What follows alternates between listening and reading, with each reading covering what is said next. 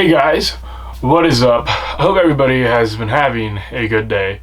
Well, it has certainly been a while since I've uploaded, probably almost 2 months now, and I felt like you guys deserved an explanation as to, why I've been absent, what's happened, what's going on, give you guys some updates on the future of this channel. I just want to say right now, a lot of really exciting stuff is going to be happening very shortly. Going to be doing a lot of work with Micah Morris and a lot of other people. I'm going down to the Bahamas at the end of this month in Mexico, about halfway through November. So a lot of exciting stuff is coming. This channel will have plenty of matches coming up on it soon. I just had a bit of a hiatus, and for those of you curious for the deep dive, I know if you follow my Instagram, you might be a little more privy to the situation, but for those of you who don't know, about 3.5, 4 weeks before the World Championship, I broke my hand.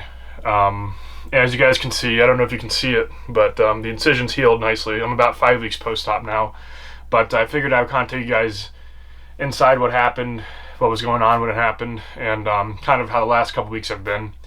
So I really hadn't had any pain at all from most of the year, and things were feeling great. I was hitting really good speeds.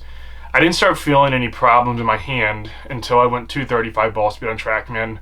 I think that was around, I want to say, towards the end of August, something like that, was when I started feeling it a little bit. But it wasn't anything that caused me any serious concern. It was just a little twinge right here. And then from there, I hit a little more the next day at my coach's place, felt it a little more. And then the next day hit again. And then I knew I had something wrong. But I did have tendonitis earlier in the year in my right hand, but it never really was that serious, and that's kind of how this felt.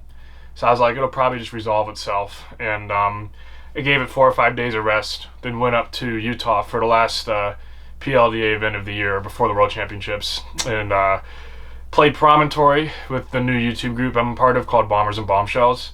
And it just slowly deteriorated. It got worse and worse and worse throughout the round. It just wasn't feeling good at all. Felt like every time I hit, there was a huge stabbing feeling going down here, and it started radiating throughout my hand. Don't know if you guys can see where I'm pointing, but I'll put it up here if you can't. It felt really bad right here, and it would feel really, really bad too here, and it would shoot down to right about here. Never got all the way down to the elbow critically, but nevertheless, it was very uncomfortable, and I had to stop.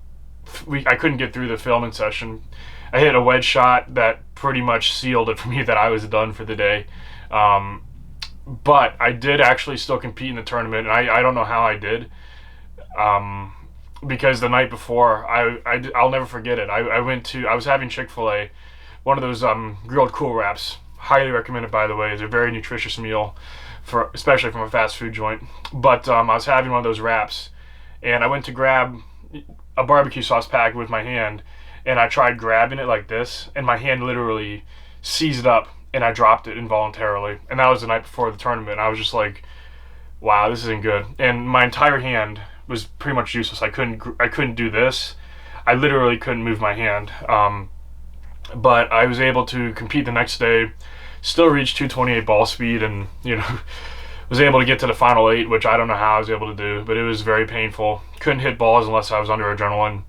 So that was definitely a questionable decision to compete or not. Probably shouldn't have, but looks like it worked out anyway.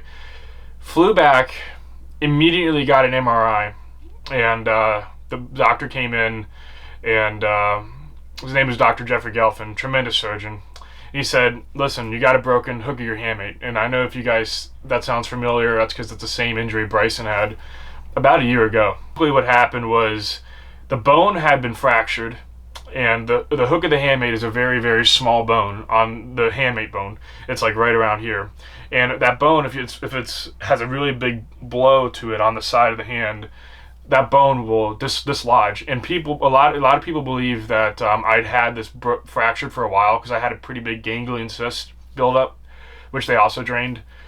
But they think it's been there for over a year. And then these last couple sessions was what rattled it loose, and what was happening was it was sitting directly on my ulnar nerve, like right on it. So that being removed was huge. It got removed very quickly, and so within about 24 hours, maybe a little less, I had surgery to remove it. And at this point, I was exactly 20 days away from the World Championship. The first day was 20 days away.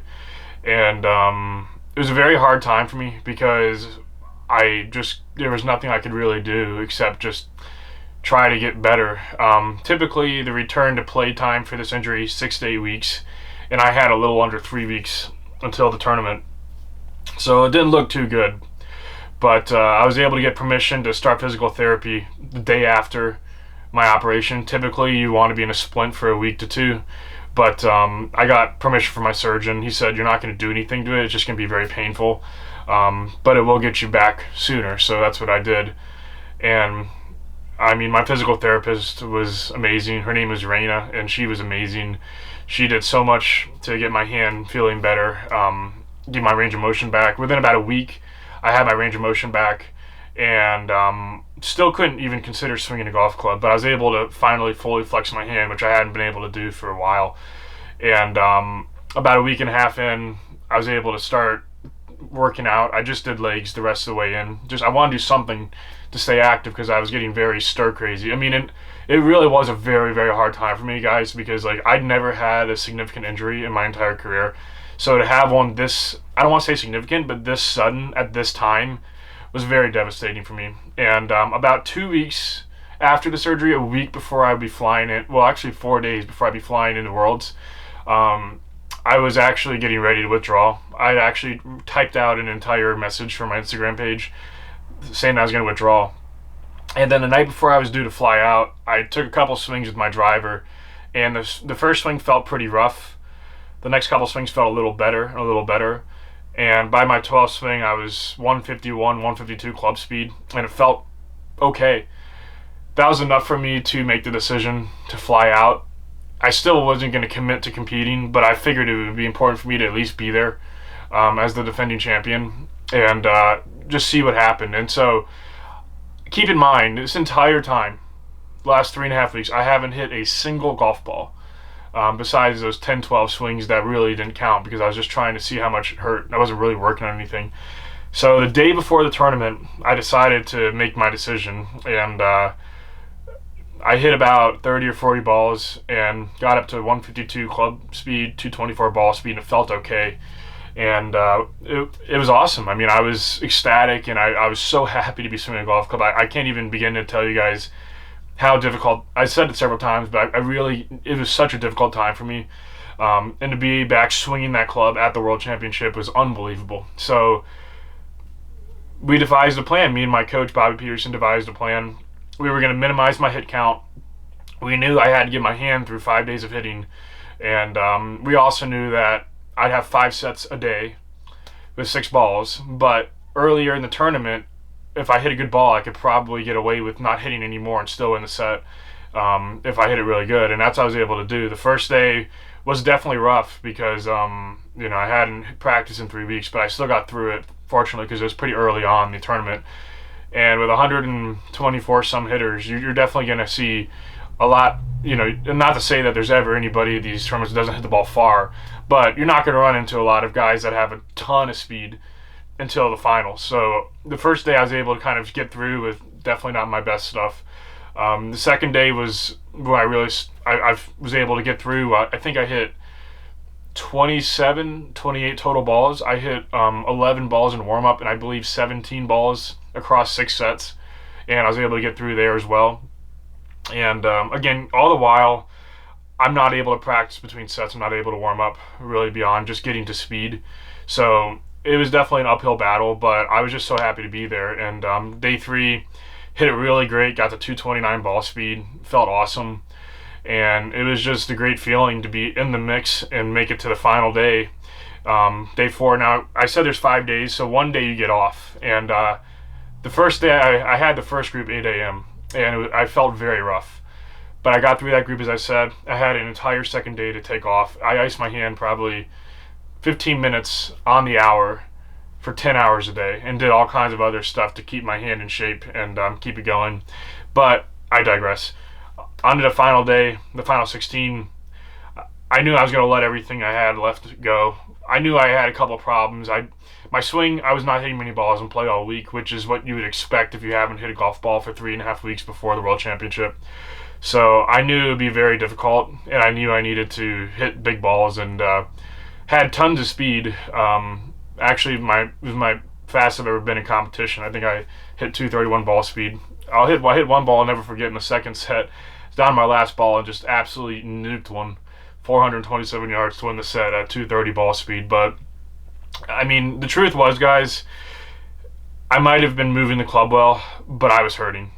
I really was. I was trying not to show outward signs of it, but I was in a lot of pain, and it was very difficult for me to keep the hand on the club because I've been through 4 days of hitting on a surgically repaired hand that was 3 weeks old, and I couldn't hit good balls when I needed to. Simple as that. In the last 3 sets, I think I finished third, fourth, third, and didn't hit any good balls in play, and ended up getting knocked out. I think I was on the bubble, 9th place, and didn't make it into the final 8, but I did finish top 10.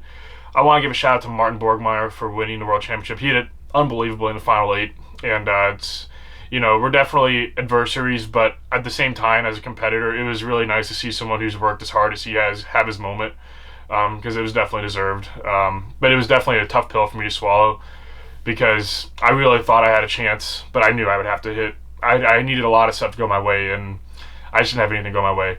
So that's what happened at Worlds. I'm still glad I was able to compete.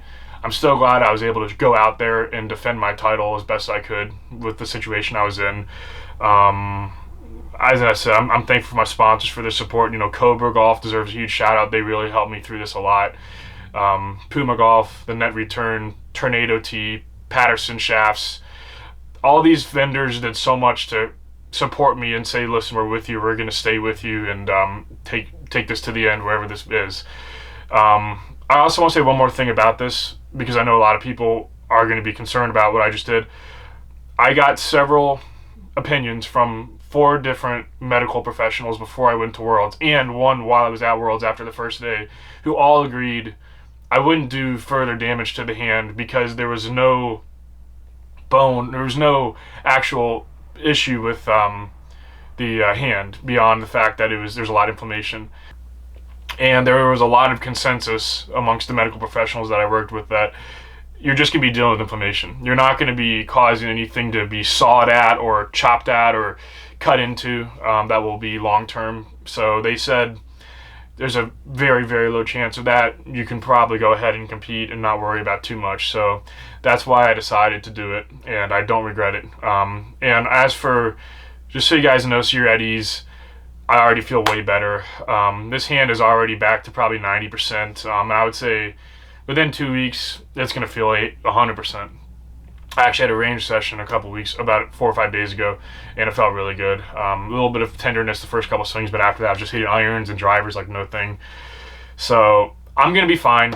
There's going to be no long-term ramifications for this beyond maybe me just being a lot more hungry next year to take my title back. But, yeah, so I just wanted to go into that as well. But what's next for the channel? Well, I kind of alluded to it, but it's pretty simple. A lot of matches like you guys have requested. Gonna be maybe trying some new things as well, but I want to do matches with Mike. I really want to do a lot more content with him. Brian Bros, something I want to do a lot with as well. But I got to get my game better, so I'm looking forward to being able to practice a lot more and being able to have a lot more competitive matches for you guys. I do have one match that I have filmed. I just haven't gotten around to editing it yet because honestly, I really just needed some time to just kind of process and, recover and all that good stuff. But I'll be back on the horse pretty soon. But, yeah, guys, I really just wanted to give you guys that update. You will see more matches from me in the future. This channel is going to be pumping stuff out like nobody's business in a couple weeks once I get going again. And I really hope you guys enjoy it. Leave any comments down below, any questions you had about what I said, because I'll be pretty active in the comments for at least an hour or two after this video is released, because I really want you guys to have the full scoop on what happened, because I think you guys deserve to know. Any suggestions you have for future content ideas, I'm all yours. But yeah, guys, I think that should just about do it. Just wanted to give you guys an update on what happened and what's been going on. And with that being said, I hope you guys enjoyed this video. I hope you guys are looking forward to more awesome content, and I will see you guys next time.